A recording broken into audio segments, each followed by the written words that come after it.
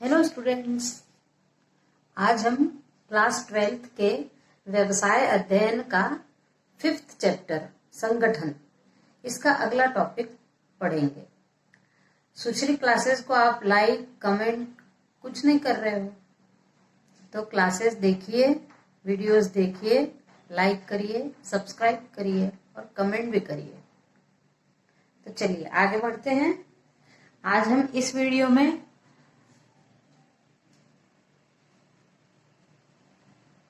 Chapter 5th संगठन और इसके 2 टॉपिक्स पढ़ेंगे। संगठन के सोपान, कदम या संगठन प्रक्रिया और संगठन के सिद्धांत।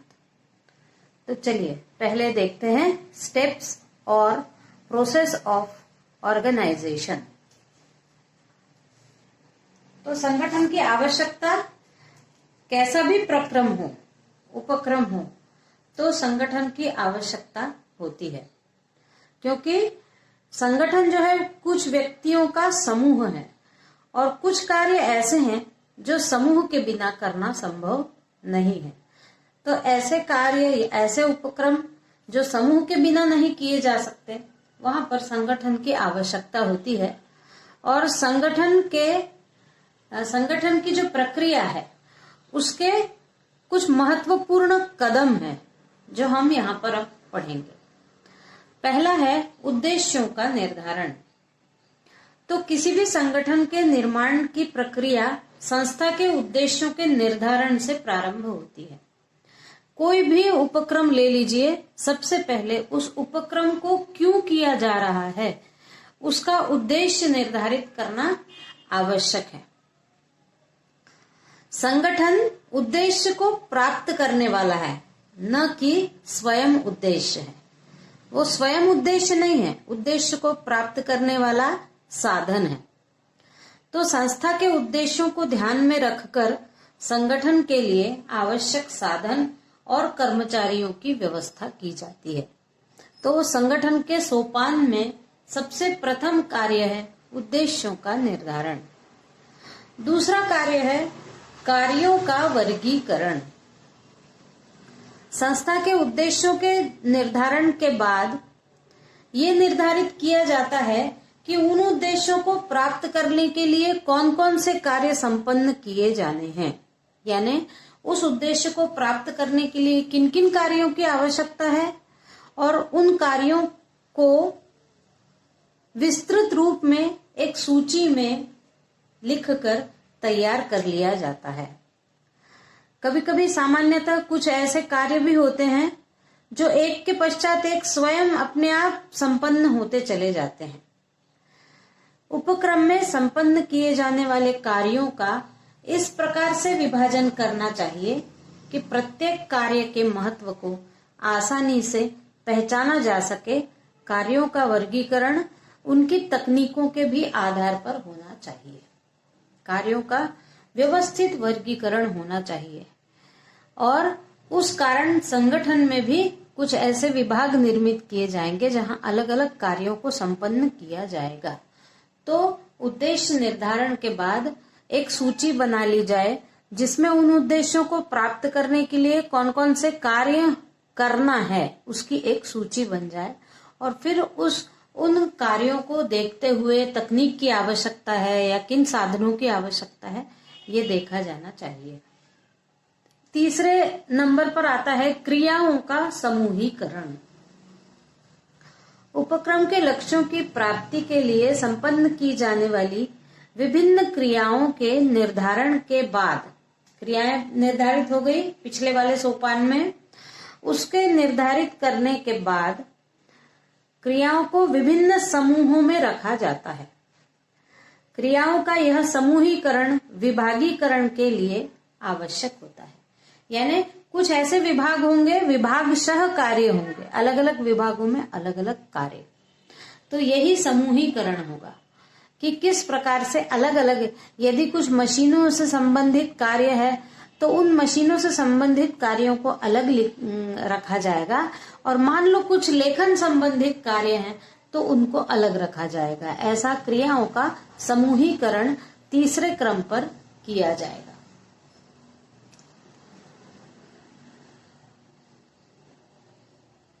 एक समान प्रकृति वाली क्रियाओं को एक समूह में रखा जाएगा। अब चौथा सोपान है कर्तव्यों की व्याख्या। कर्तव्यों की व्याख्या करना। तो संगठन में विभिन्न क्रियाओं को संपन्न करने वाले कर्मचारियों के कर्तव्यों को स्पष्ट व्याख्या होनी चाहिए कि किसी भी काम को करने वाले व्यक्ति को अपना कार्य व्यवस्थित तरीके से करने के लिए उसे क्या क्या कर्तव्य निभाने होंगे। यानी एक कोई भी मजदूर है या फिर अधिकारी वर्ग है, तो प्रत्येक उस संगठन में कार्य करने वाले को उसको क्या कार्य करना है, उसका क्या कर्तव्य है, ये बहुत अच्छी से मालूम होना चाहिए।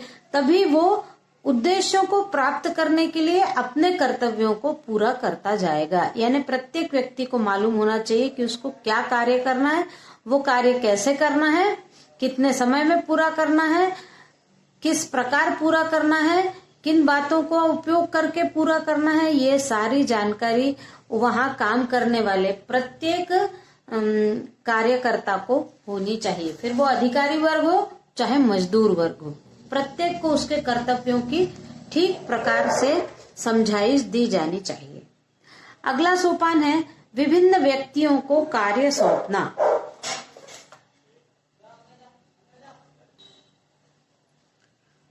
विभिन्न कार्यों का निर्धारण करने और व्यक्तियों के कर्तव्य निर्धारित करने के बाद योग्य व्यक्तियों को कार्य सौंपना चाहिए। कार्य सौंपते समय विभिन्न कर्मचारियों की योग्यता के अनुसार उनको कार्य सौंपा जाना चाहिए। संगठन में अलग अलग योग्यता वाले व्यक्ति होते हैं, तो उनकी योग्यता और दक्षता को आधार मानकर कार्य सौंपा जाए तो इसमें विशिष्टीकरण को बढ़ावा मिलता है, यानी कुशलता। यदि जिस व्यक्ति का जिस कार्य को करने में रुचि है या जो व्यक्ति कार्य करने की क्षमता रखता है, उस व्यक्ति को यदि वो कार्य दिया जाए तो धीरे धीरे विशिष्टीकरण का गुण उस व्यक्ति में आ जाएगा और वो एक किसी कार्य को करने में स्पेशलाइजेशन उसको मिल जाएगा और वो रुचि से करेगा। क्योंकि जो काम जिसको अच्छा लगता है या जो काम करने की जिसकी क्षमता है, यदि वो काम उसको सौंपा जाए तो वो कार्य करने में भी मन लगाकर कार्य करेगा। उसके बाद है उपयुक्त वातावरण का निर्माण, यानी उद्देश्यों का निर्धारण हो गया, कार्यों का वर्गीकरण हो गया, क्रियाओं का समूहीकरण हो गया, कर्तव्यों को बता दिया गया, विभिन्न व्यक्तियों को उनकी रुचि के अनुसार और क्षमता के अनुसार कार्य सौंप दिया। अब अगला स्टेप है कि उपयुक्त वातावरण निर्माण करना। सबको कार्य सौंप दिया गया है, लेकिन यदि जिस जगह पर यह संगठन कार्य कर रहा है उस जगह पर वातावरण अच्छा नहीं है, तो कोई कितना भी किसी भी काम में दक्ष हो, चाहे वो रुचि से करता हो, लेकिन यदि उसको उपयुक्त वातावरण नहीं मिला तो उसकी कार्य क्षमता पर प्रभाव पड़ेगा। और यदि उपयुक्त वातावरण मिला तो वो मन लगाकर ज्यादा अच्छी से कार्य कर पाएगा। जैसे मानवीय संबंध वहां अच्छे होने चाहिए, सब कर्मचारियों के आपस में संबंध अच्छे होने चाहिए, कर्मचारियों के अधिकारियों से संबंध अच्छे होने चाहिए, अधिकारियों का सबके साथ सद्व्यवहार होना चाहिए, तब कार्य करने वाले रुचि लेकर अच्छा कार्य करेंगे। इसलिए उस जगह का वातावरण अच्छा होना चाहिए। अगला है सोपान अधिकार प्रत्यायोजन। संगठन में कार्य करने वाले अधिकारियों के लिए कार्य का निर्धारण करने, साधन प्रदान करने और दायित्वों का निर्माण करने के बाद अधिकार प्रदान किए जाते हैं। उपक्रम के सभी कार्य करने, निर्णय लेने, योजनाएं बनाने और दायित्व उच्च अधिकारियों का होता है। निर्णय लेने का अधिकार उच्च अधिकारियों का है, दायित्वों को देना उच्च अधिकारियों का है और सब कार्य उच्च अधिकारियों का होता है उच्च स्तर पर। चूंकि अकेले उच्च अधिकारी ही सभी कार्य नहीं कर सकते, इसलिए वे अपने अधीनस्थ कुछ अधिकारियों को से भी कार्य कराएंगे। तो एक बड़ा अधिकारी, उसके अंतर्गत अलग अलग विभागों के अधिकारी, फिर उसके अंतर्गत और छोटे अधिकारी, और उसके अंतर्गत यदि कर्मचारी कार्य कर रहे हैं तो वह कार्य अच्छी से हो सकता है। तो अधीनस्थों को अपना कार्य अधिक व्यवस्थित तरीके से करने के लिए आवश्यक अधिकार प्रत्यायोजित किए जाने चाहिए। यानी जितने अधिकारी, प्रत्येक को अपने अपने कुछ अधिकार होना चाहिए। यदि निचले स्तर पर मजदूर वर्ग कार्य कर रहा हो तो उसको अपने अधिकार मालूम होना चाहिए, उसको उसके अधिकार सौंप देना चाहिए, तभी वो अच्छी से कार्य कर पाएगा। और जब उसको अपने अधिकारों की जानकारी होगी तो वो अपने कर्तव्यों को भी उतना ही अच्छे से पूरा करेगा। फिर अंतिम स्टेप है आपसी संबंधों का निर्धारण। तो संगठन के निर्माण के समय सभी अधिकारियों और कर्मचारियों के मध्य अच्छे संबंध होना चाहिए। कौन व्यक्ति किसके अधीन कार्य करेगा, किसके द्वारा उसको आदेश प्राप्त होंगे, कौन कौन से व्यक्तियों की क्रियाओं का वह निर्देशन करेगा, इन सारे संबंधों की व्याख्या स्पष्टता पूर्वक होनी चाहिए। संगठन के चार्ट द्वारा इन संबंधों को दर्शाया जाता है ताकि कोई भी व्यक्ति आसानी से इन संबंधों के बारे में जानकारी प्राप्त कर सकता है। यानी हर बार यदि मजदूर वर्ग को कोई प्रॉब्लम आए तो वो सीधे एकदम उच्च अधिकारी के पास न जाए, क्योंकि उच्च अधिकारी के पास और भी दूसरे काम होते हैं, वो छोटे छोटे मजदूरों की ही समस्याओं को नहीं सुलझाता रहेगा। इसलिए ये मालूम होना चाहिए कि किसके अधीनस्थ कौन है और हमको यदि कोई प्रॉब्लम आती है तो हम किसके पास जाएं, ये उनको मालूम होना चाहिए। इसलिए आपसी संबंध उनको मालूम होना चाहिए कि किस प्रकार से आपसी संबंध के कारण कार्य सरलता पूर्वक हो जाता है। अब हम अगले देखते हैं। अगला टॉपिक है हमारा संगठन के सिद्धांत या प्रिंसिपल्स ऑफ ऑर्गेनाइजेशन। इसमें सबसे पहला है उद्देश्यों की एकता का सिद्धांत। यानी संगठन में यदि अलग अलग विभाग हैं तो प्रत्येक विभागों की बनावट इस प्रकार से की जाए कि वो सब मिलकर केवल एक मुख्य उद्देश्य को पूरा करने के लिए काम कर रहे हैं। ऐसा ना हो कि मुख्य उद्देश्य एक तरफ रह गया और दूसरे ही उद्देश्यों की पूर्ति होती रहेगी, तो कभी भी संगठन में एकता नहीं हो पाएगी, उन विभागों में एकता नहीं हो पाएगी। तो सबसे पहले उद्देश्यों की एकता का सिद्धांत, जो एक मुख्य उद्देश्य संगठन के द्वारा निर्धारित किया गया है, बाकी सारे विभाग उसी उद्देश्य को पूरा करने के लिए कार्य करें। ये हो गया उद्देश्यों की एकता का सिद्धांत। दूसरा है आदेश की एकता का सिद्धांत। संगठन के प्रत्येक व्यक्ति का एक ही अधीक्षक होना चाहिए। यदि एक ही समय में एक से अधिक अधीक्षक होंगे तो वो व्यक्ति ठीक से कार्य नहीं कर पाएगा और आदेश टालने की संभावना बनी रहेगी। यानी किसी को भी काम बोला जाए तो एक अधिकारी के द्वारा काम बोला जाए तो उसने जो बोला वैसा उसके नीचे वाले पद वालों ने कर लिया। लेकिन यदि उन पद वालों को और 4 लोग आदेश देंगे तो वो लोग किसी का सुनेंगे, किसी का नहीं सुनेंगे और कार्य अच्छे से नहीं हो पाएगा। इसलिए आदेश की एकता का सिद्धांत होना ही चाहिए। फिर है तीसरा सिद्धांत कार्यात्मक परिभाषा का सिद्धांत। प्रत्येक व्यक्ति के कार्य, अधिकार, दायित्व स्पष्ट रूप से परिभाषित होने चाहिए। इसमें मतभेद नहीं होना चाहिए और टकराव भी नहीं होते हैं। यदि प्रत्येक व्यक्ति को उसको क्या कार्य करना है ये अच्छी से समझाकर बता दिया गया हो तो वो व्यक्ति अपना कार्य करने में हमेशा संलग्न रहेगा। लेकिन यदि उसको अपने कार्य की ही ठीक से व्याख्या नहीं मालूम कि मैं करना क्या है, मुझे करना क्या है, तो ऐसे में टकराव की स्थिति पैदा होगी। कोई काम किसी को दिया है, कोई किसी को, यदि दोनों को समझा नहीं तो दोनों मिलके आपस में झगड़ते रहेंगे कि ये काम मुझे करना, वो काम तुम्हें करना। इसलिए कार्यों की ठीक से परिभाषा प्रत्येक कार्यकर्ता को होनी चाहिए। अगला है कार्य विभाजन का सिद्धांत।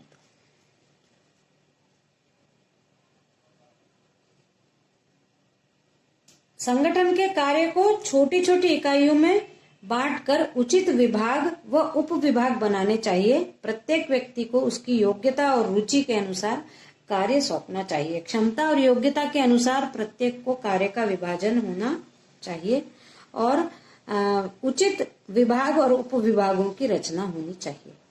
फिर है अगला, नियंत्रण के विस्तार का सिद्धांत। एक प्रबंधक एक समय में सीमित अधीनस्थों का ही कुशलता पूर्वक निर्देशन और नियंत्रण कर सकता है। प्रत्येक पद के प्रबंधक के अधीन उतने ही अधीनस्थ कर्मचारी होने चाहिए जितने का वो प्रभावशाली नियंत्रण कर सके। ऐसा न हो कि एक अधिकारी के अधीनस्थ इतने कर्मचारी है कि वो अधिकारी उन पर नियंत्रण ही न रख सके। इसलिए ये आवश्यक है कि